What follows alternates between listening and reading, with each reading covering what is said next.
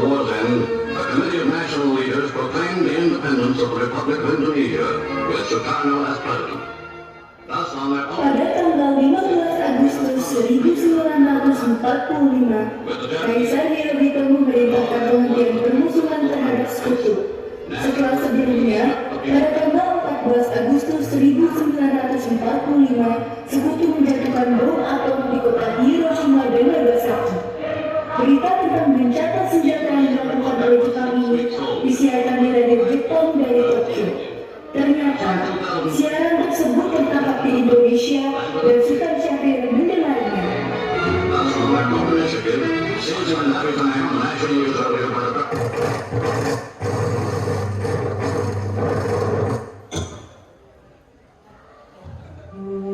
Apakah kalian sudah mendengar berita perang Jepang? Belum, Bu. Benarkah itu? Apa yang terjadi dengan Jepang? Dari yang kudengar, Sekutu telah menjatuhkan bom di kota Hiroshima dan Nagasaki. Oleh sebab itulah Jepang melakukan gencatan senjata. Kalau begitu, berarti kita harus segera memproklamirkan kemerdekaan. Benar itu. Jepang sudah tak ada wewenang lagi di negeri kita. Kita harus memanfaatkan momen ini.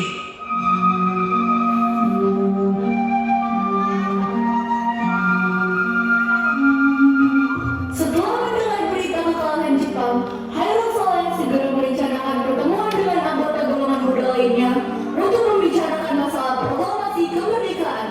Pertemuan ini dilangsungkan di Jalan Pegangsaan Timur, nomor 17 Jakarta, pukul 20.00 waktu Indonesia Barat. Teman-teman sekalian, sudahkah kalian mendengar berita tentang kekalahan Jepang? Belum, kawan. Dari mana engkau tahu tentang itu? Barusan, saya dan Sukarno berkumpul dengan Saleh. Ia mendengar siaran radio Jepang yang mengumumkan berita tentang gencatan senjata itu. Berarti, negeri kita sekarang dalam kondisi vacuum of power. Benar, demikian saya mengumpulkan kalian semua di sini untuk membicarakan masalah itu. Kita harus memanfaatkan situasi ini untuk memproklamirkan kemerdekaan. Tepat sekali. Kalau begitu, kita harus membagi tugas.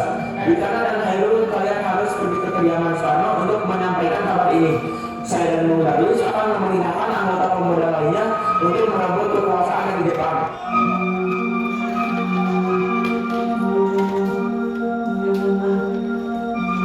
Kediaman Soekarno, Jalan Pegangsaan Timur, nomor 56 Jakarta, pukul 22.00 waktu Indonesia Barat. Terjadi perdebatan serius antara golongan pemuda dengan Soekarno. Kita harus memproklamirkan kemerdekaan sekarang, Bung. Ini batang leherku. Saya tahu petunjuk itu sekarang dan batang leherku malam ini juga. Kamu tidak perlu menunggu hingga esok hari. Tapi ini saya Jepang, Bu. Jepang sudah tahu Sekutu dan tangan kuasa ini begini. Jepang harus dulu. Mereka sudah banyak menderita akibat penjajahan ini. Jepang adalah masa yang silam. Belum lagi kita harus menghadapi Belanda yang hendak kembali berkuasa di negeri ini. Jika saudara tidak setuju dengan apa yang saya katakan dan mengira diri saudara telah sanggup menopang kekuatan sendiri, mengapa datang pada Soekarno dan memintanya untuk memproklamirkan kemerdekaan? Apakah kita harus menunggu dari Jepang untuk memberikan masa ini? Kita bisa, Bu. Kita harus bangkitkan memproklamirkan kemerdekaan sendiri. Mengapa harus menunggu dari masa itu? Jepang sendiri bakal belakang dalam perang sucinya. Kekuatan segelintir ini tak akan mampu mengalahkan armada perang milik Jepang. Coba kau perlihatkan padaku. Mana bukti kekuatan yang diperhitungkan itu? Apa tindakanmu untuk menyelamatkan wanita dan anak-anak jika ternyata terjadi pertumpahan darah? Bagaimana cara kita nanti untuk mempertahankan kemerdekaan? Coba bayangkan, bagaimana kita akan tegak di atas kekuatan sendiri? Tapi semakin cepat kita memproklamasikan kemerdekaan, akan semakin cepat pula kita mengakhiri penderitaan rakyat yang sudah ditanggung selama ini. Inilah yang sudah ditunggu-tunggu bangsa kita, Bung. Baiklah, tapi berikan kami waktu untuk menulis sebentar. Kemudian, para anggota golongan tua yang berada di kediaman Soekarno pun langsung membicarakan permasalahan tersebut. Bagaimana ini? Para pemuda menuntut untuk segera memproklamasikan kemerdekaan. Tapi kita tidak boleh gegabah, Bung. Kita butuh waktu untuk mempersiapkan semuanya dengan matang agar tidak terjadi sesuatu yang tidak diinginkan. Saya setuju. Menurut saya, yang terpenting sekarang adalah menghadapi Sekutu yang hendak kembali berkuasa di negeri ini. Selain itu, masalah kemerdekaan sebaiknya dibicarakan lagi dalam sidang PPKI 18 Agustus mendatang.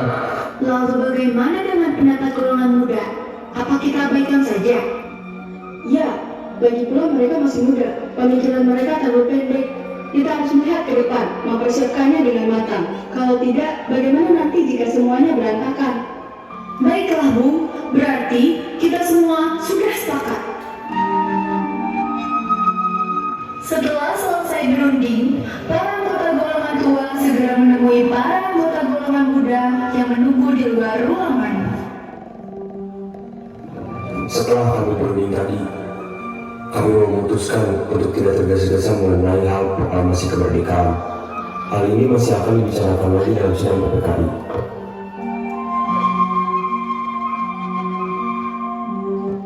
Dengan berat hati mendengar keputusan tersebut, para pemuda pun meninggalkan kediaman Soekarno. Tetapi mereka tidak putus asa. Mereka pun menyusun strategi bagaimana membujuk Soekarno dan Muhammad Hatta untuk memproklamasikan kemerdekaan sesegera mungkin. Akhirnya, mereka memutuskan untuk mengasingkan kedua tokoh itu ke Rengas Dengklok agar terhindar dari desakan pemuda dan pengaruh Jepang di Jakarta. Tanggal 16 Agustus 1945, pukul 4 waktu Indonesia Barat, kediaman Soekarno.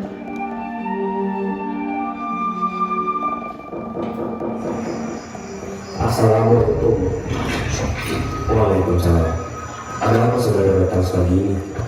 Kami bermaksud membawa Anda dan Soekarno untuk ikut kami menuju tempat pengasingan.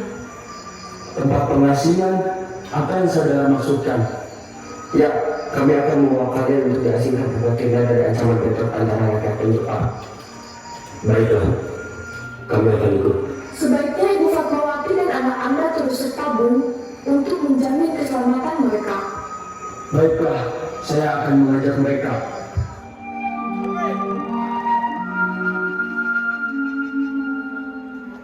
Hilangnya Soekarno dan Muhammad Hatta secara misterius pagi itu menimbulkan kepanikan di kalangan para pemimpin di Jakarta.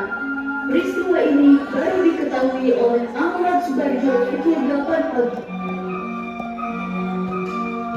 Apakah saudara tahu keberadaan Soekarno dan Bung Hatta? Maaf, saya tidak tahu, Bung. Katakanlah kepadaku, di mana mereka sekarang? Dan aku akan menjamin keselamatan mereka ketika kembali ke Jakarta. Aku juga akan menjamin ke mereka untuk kalian esok harinya. Akankah Anda bersumpah untuk itu? Kau bisa percaya kepadaku, nak? Baiklah, saya akan menunjukkan tempatnya di Rengas Dengklok. Hei, nak, kau akan kami ke Rengas Dengklok? Maaf, saya Pak. Baik, kalau begitu naiklah.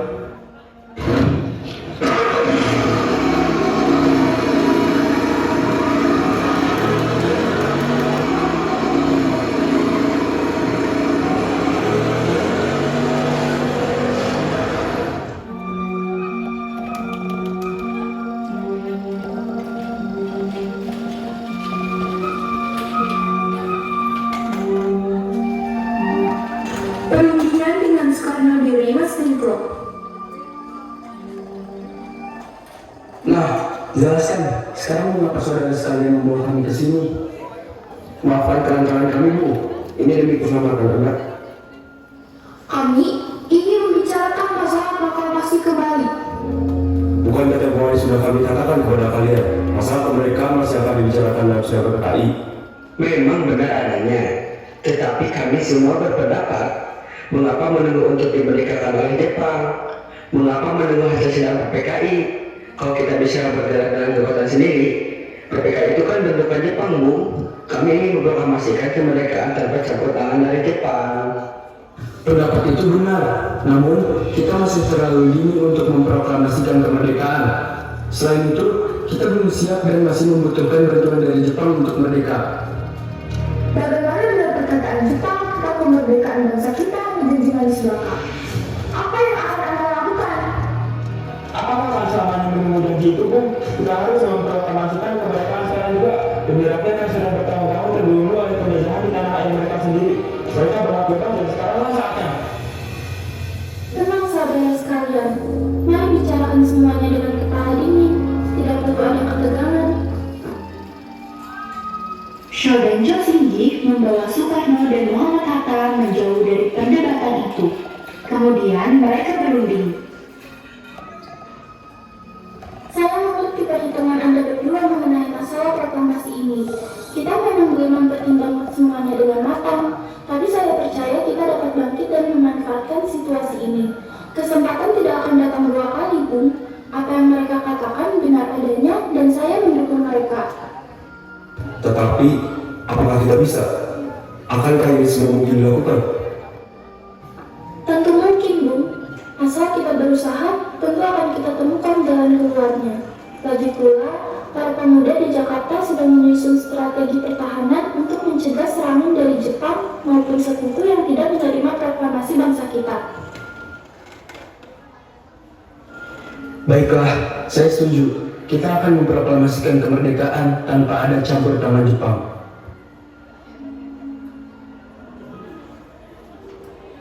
Pada pukul 17.30 waktu Indonesia Barat, rombongan dari Jakarta tiba di Rengas Dengklok untuk menjemput Soekarno dan Muhammad Hatta.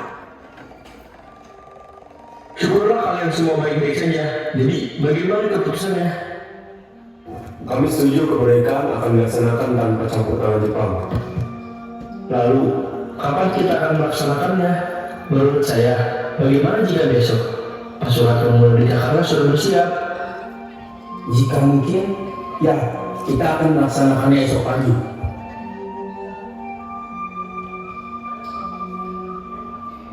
Telah selesailah perundingan di Rengas Dengklok. Semua anggota golongan tua maupun muda kembali ke Jakarta untuk membahas lanjutan rencana proklamasi kemerdekaan tanggal 17 Agustus 1945. Tanggal 16 Agustus 1945, pukul 23 waktu Indonesia Barat, rombongan telah tiba di Jakarta. Bagaimana kita membicarakan naskah proklamasi untuk mendeklarasikan kemerdekaan kita? Kita butuh tempat untuk membahasnya, Bu.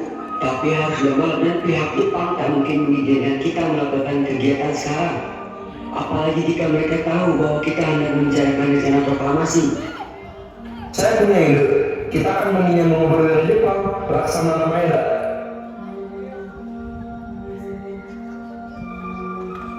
Rombongan kemudian berangkat ke rumah Laksamana Maeda di Jalan Imam Bonjol nomor 1.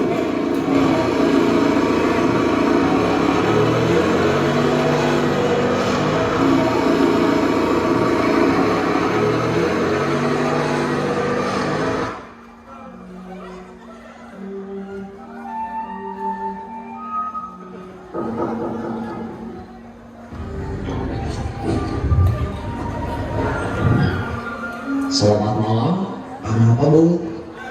Maaf, kami mengganggu Anda malam-malam begini. Kami perlu tempat untuk membicarakan rencana kemerdekaan yang akan dilangsungkan esok hari. Benarkah itu? Kalau begitu, masuklah. Saya turut gembira mendengar kabar ini. Silakan gunakan ruangan yang kalian butuhkan. Saya akan pergi istirahat dulu. Terima kasih, Pak Perwira.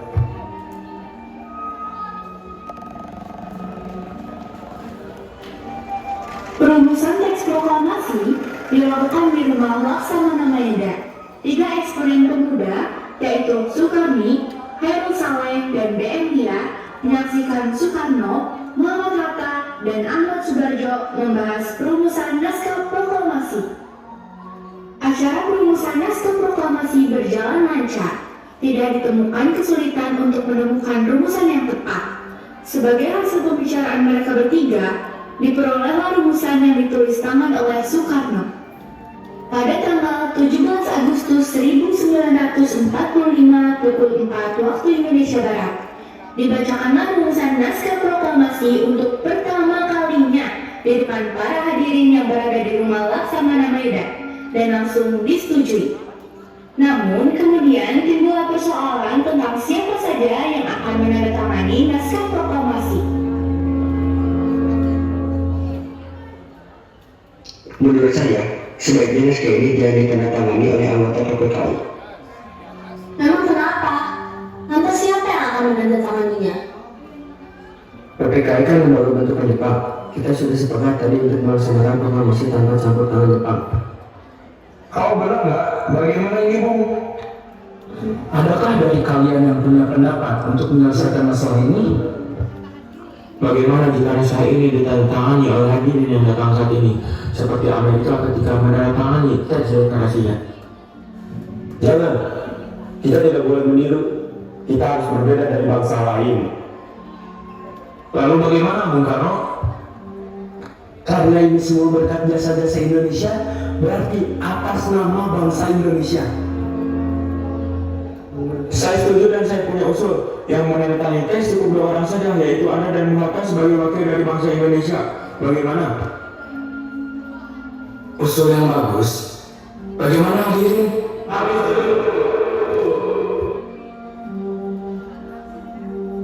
Setelah semuanya setuju, Soekarno memerintahkan Said Timalik untuk mengetik teks proklamasi.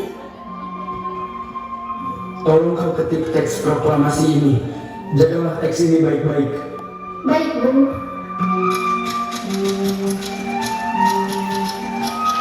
Said Timalik pun mengetik teks tersebut. Semua persiapan proklamasi rampung pada pukul 4.30 waktu Indonesia Barat. Lalu, semua hadirin pulang ke rumah masing-masing dengan perasaan gembira.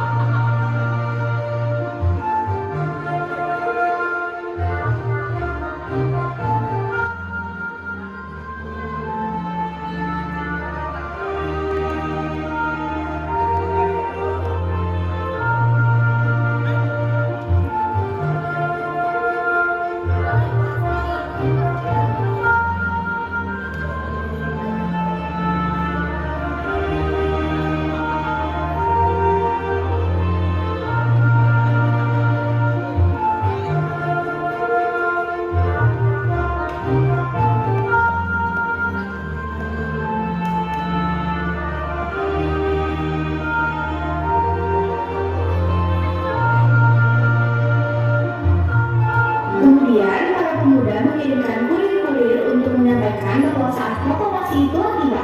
Mereka juga mengatur pelaksanaan penyiaran berita proklamasi kemerdekaan, melibatkan beberapa pamflet ke penjuru Jakarta dan sekitarnya, dan pengeras suara diusahakan adanya.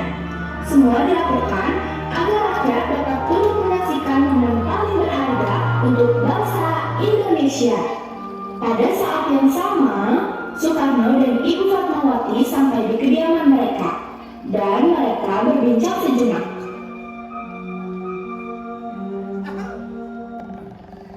Alhamdulillah, akhirnya semua berjalan dengan lancar. Terima kasih Ibu telah menemani saya di saat-saat yang cukup menguras pikiran ini. Iya, sama-sama Pak. Terima kasih Gusti Allah yang telah memberikan jalan pada bangsa kami untuk memproklamasikan kemerdekaan. Oh iya Pak, apakah kalian sudah merencanakan bagaimana proklamasi besok akan berlangsung? Sudah, kita akan melaksanakan upacara bendera yang nanti akan diiringi lagu Indonesia Raya karya Bung Supratman. Bukankah kita belum punya bendera? Lantas bagaimana? Ya ampun, Bapak sampai lupa Bu. Kalau begitu, bagaimana jika Ibu saja yang menjahitkan bendera? Tapi Ibu tidak punya kain Pak. Kain yang ada hanya kain merah dan putih. Apa tidak apa-apa? Tentu saja, buatlah bendera yang sederhana. Yang penting, kita sudah berusaha untuk menyediakannya. Baiklah Pak, dan Ibu punya ide. Kita namakan saja benderanya Sangsaka Merah Putih. Bagaimana? Ide yang bagus. Ya, bendera pusaka, sangsaka, dan warnanya merah putih menjadi sangsaka merah putih. Brilian. Ya sudah, sebaiknya Bapak bersiap sana, menyusun pidato yang nanti akan Bapak sampaikan.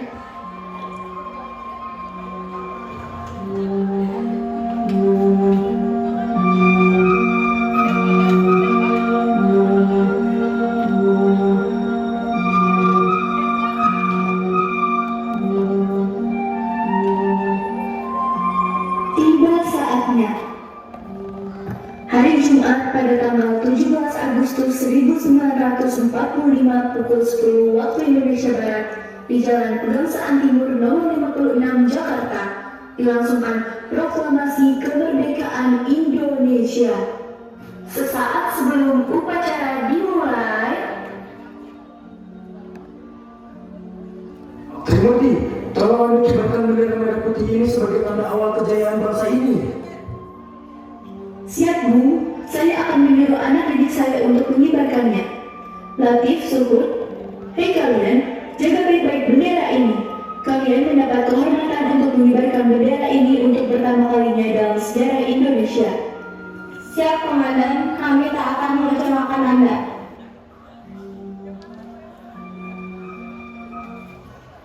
Tiba saatnya upacara proklamasi kemerdekaan Indonesia.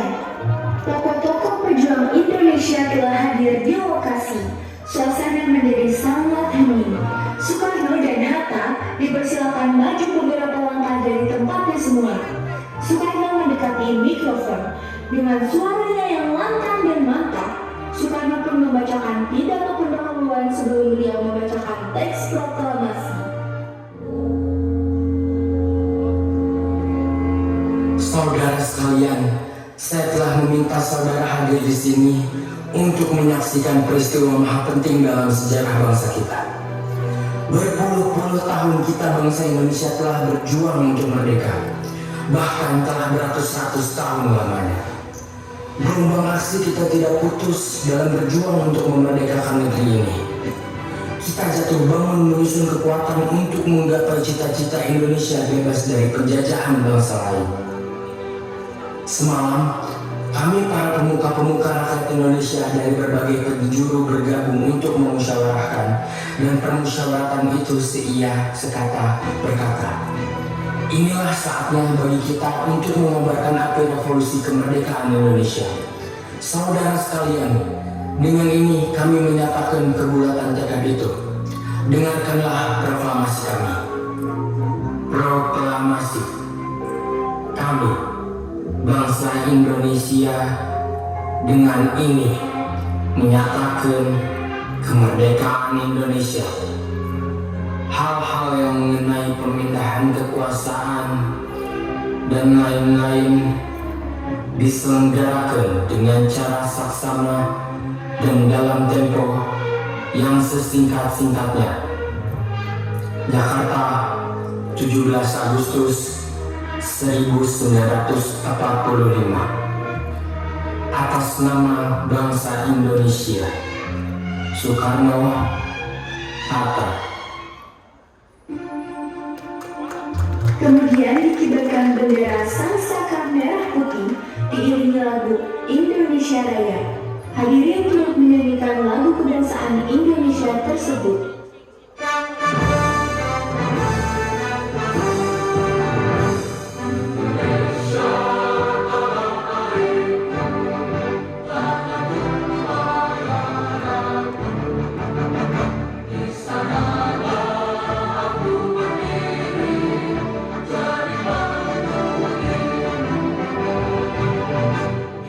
Indonesia, bangsa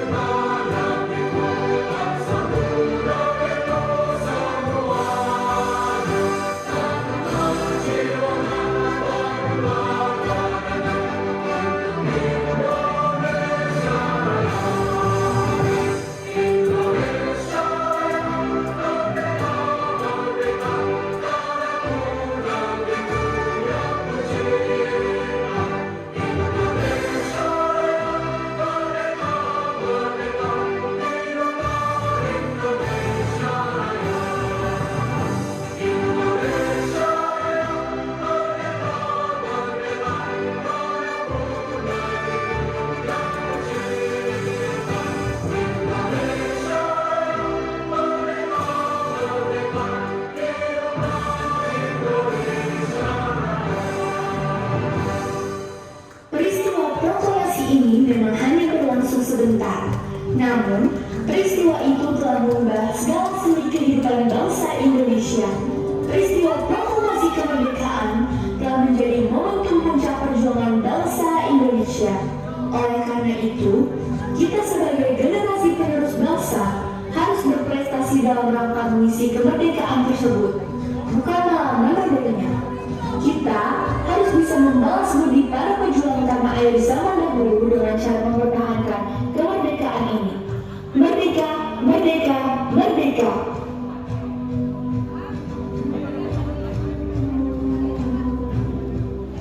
Dalam diplomasi yang dilatar belakangi oleh keserakahan Belanda yang masih ingin menguasai Indonesia.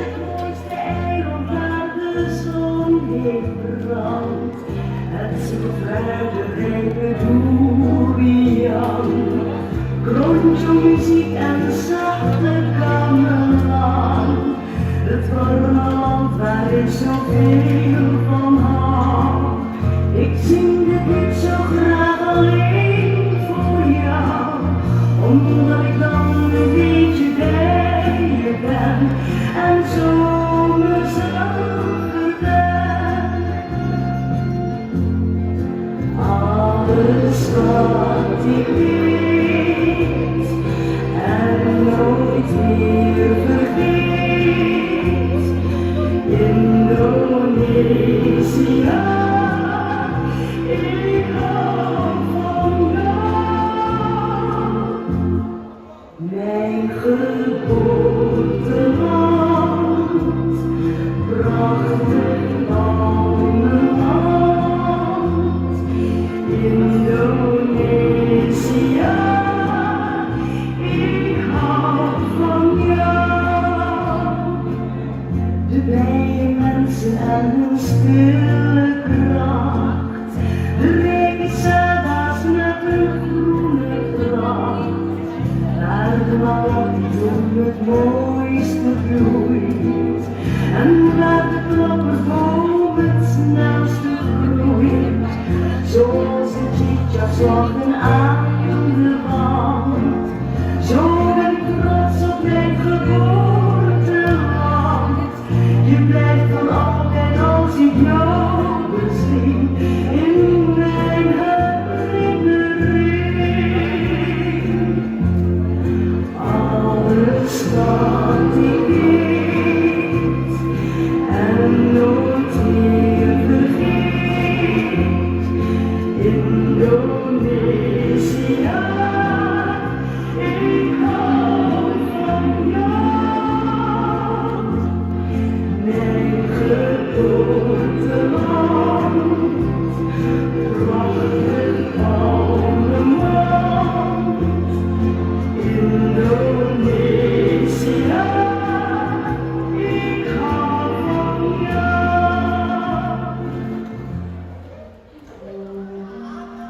Di sebuah kediaman, beberapa tokoh seperti Muhammad Rum, Insinyur Juanda, Yohanes Latuharhari, Ali Sastro Amijojo, Yohanes Leirena, dan Dr. Supomo berkumpul untuk mendiskusikan sesuatu.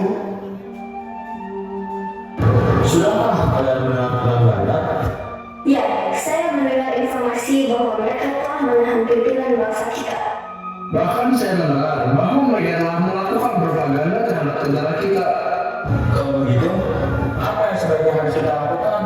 Apakah kita melakukan perlawanan atau usahanya? Ya, saya setuju dengan Anda, Bu. Namun, apakah itu tidak terlalu berisiko bagi bangsa kita? Ya, Anda benar, Bu. Itu memang terlalu beresiko. Tapi kita tidak bisa tinggal diam seperti ini. Sebaiknya kita diskusikan masalah ini dengan berbagai pertimbangan. Baiklah, kami setuju dengan pendapat Anda, Bung.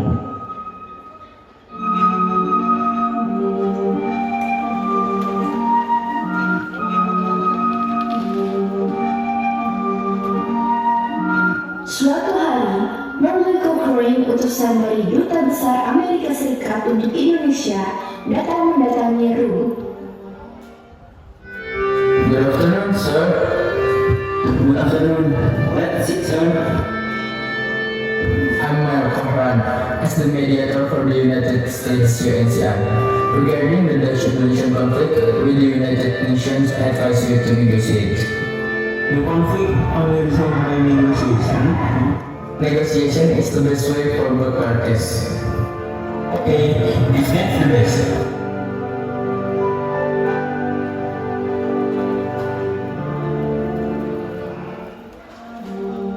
Satu minggu kemudian, di kediaman Rum, Temanggung Tarakan, Jawa Timur. Harap nanti, Thomas. Iki aku memperjuangkan tentang apa, Dek? Anggonya nanti. Imote desine Jakarta. Ayo kowe melu Dek karo merasa kabeh Mas. Lo. Iya, Set, Thomas. Tak siap-siap. Ben, ayo mengko-mengko. Waduh Dek, mulai iki ana wae. Wis tau kowe iki ora usah diapakno ae. Iya ayo Dek. Halah, kowe iki soal mas.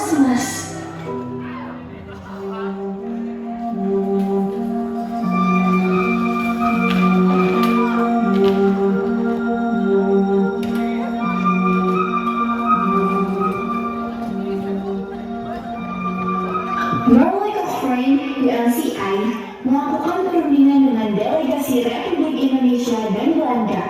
Hotel Des Indes, Jakarta, 17 April 1949.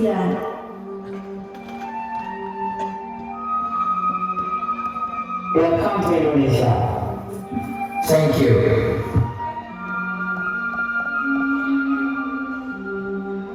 Let's open the discussion this time. I am a representative of the UN Council who lead the negotiation this time. This negotiation will carry out at the proposal of the UN Security Council. I am Rum from the Indonesian delegation. This is my advisor and this is my wife, Marisa Dahlia. Let me introduce myself. My name is Roy. I am as the Dutch delegation came with my advisor. Dalam perundingan ini, pihak kami menghendaki bahwa yang kita bahas ialah untuk kepentingan Indonesia. Bij deze onderhandelingen is het in het belang van Indonesië. We've come out to Netherlands dan format of this active pemenang. Kami dari pihak Belanda akan menyetujui apa yang kalian minta dengan beberapa syarat yang akan kami ajukan. Alright, the Indonesian delegation can start first clarifying its contents. Saya dari delegasi Indonesia ingin menyampaikan keberatan pihak kami terhadap pihak Belanda yang mana mereka telah menahan pimpinan bangsa Indonesia dan juga telah melakukan ancaman kenegaraan karena menyebarluaskan berita tidak berdasar yang mengenai Indonesia. Ik ben Rom van Indonesië Sekan. Ik wil als verzorger de Nederlanders achterlaten de Indonesische leiding hebben vastgehouden en samenwerkingen hebben geuit. Voor het verspreiden van gevangenis met betrekking tot het Indonesische leger. We've come out to Netherlands dan format of this active pemenang. Kami dari pihak Belanda bukan tanpa alasan melakukan tindakan-tindakan tersebut. We want to ask to return the Indonesian government to Jakarta with further consideration if you wish to accept an application from us. As I said before, our side is willing to do what you ask, but with some conditions. What conditions are you asking for?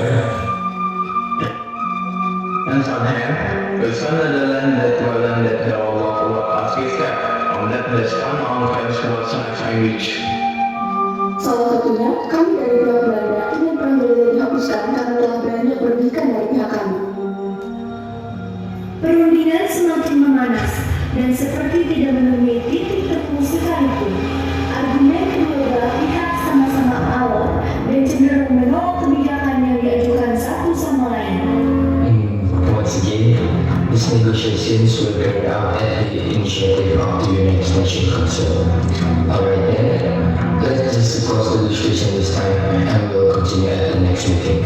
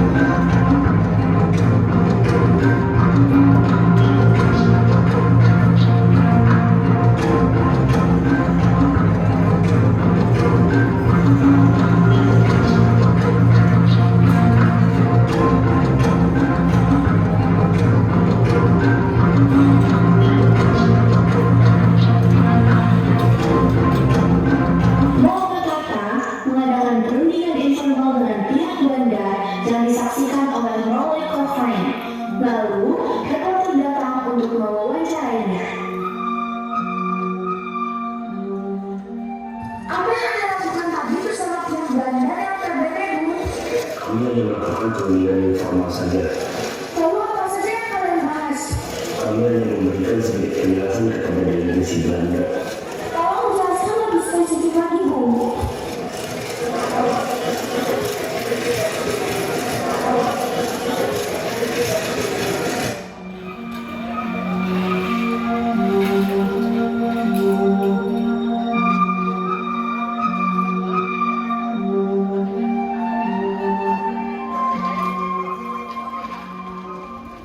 Perundingan semacam itu dilakukan Ketua Delegasi Republik Indonesia dengan Ketua Delegasi Belanda sebanyak 2 kali, yang dilaksanakan pada 28 April 1949 dan 4 sampai 5 Mei 1949.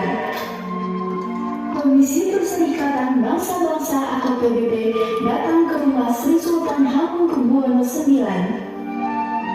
Di sebuah pedesaan tempat Sri Sultan Hamengkubuwono IX tinggal, tak lama setelah komisi PBB datang, Prum bersama istri dan translatornya bertemu dengan Sri Sultan Hamengkubuwono IX.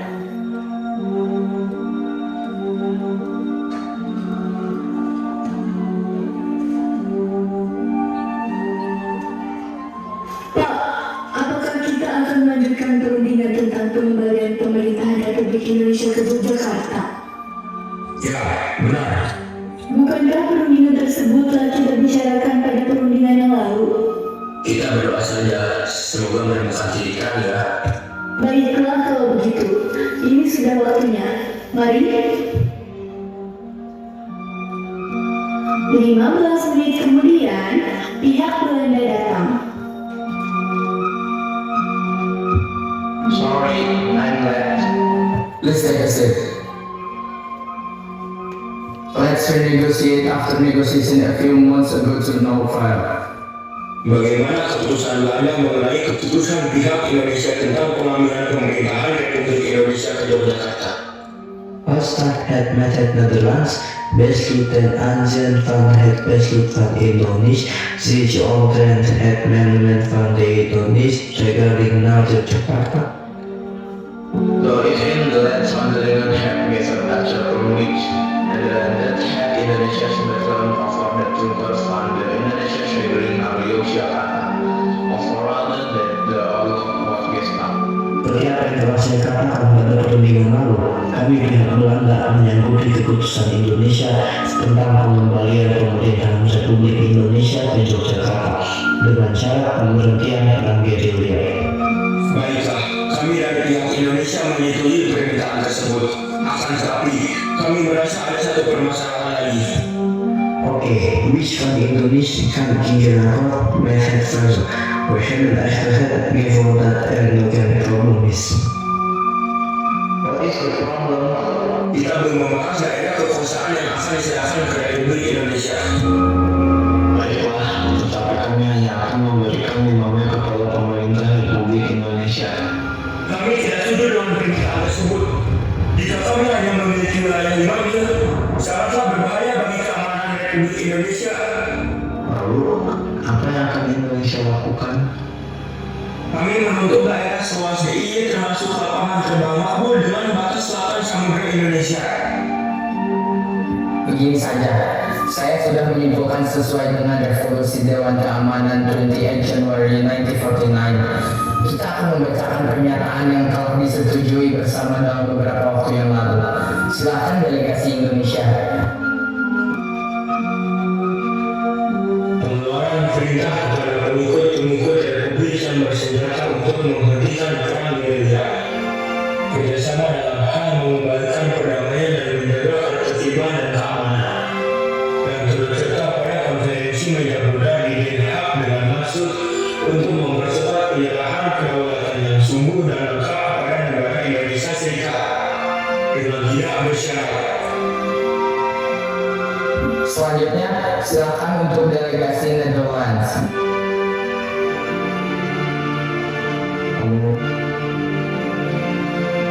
Kami menyetujui kembali pemerintah Republik Indonesia ke Yogyakarta, menjamin penghentian gerakan-gerakan militer dan membebaskan semua tahanan politik, tidak akan mendirikan atau mengakui warga yang ada di daerah yang dikuasai Republik Indonesia sebelum 19 Desember 1949 dan tidak akan meluaskan negara atau daerah dengan bukan republik. Menyetujui adanya republik sebagai bagian dari Indonesia Serikat dan berusaha dengan sungguh-sungguhnya supaya KRB segera diadakan sesuai pemerintahan republik kembali ke Yogyakarta. Saya selaku perwakilan Dewan PBB menutup perundingan ini. Sejak awalnya pernyataan Romoyen, kehidupan politik di Yogyakarta mulai bergerak maju. Kebangkitan kembali kehidupan politik diikuti dengan meluapnya ketakutan golongan-golongan penyokong politik bala tentara pendudukan Belanda.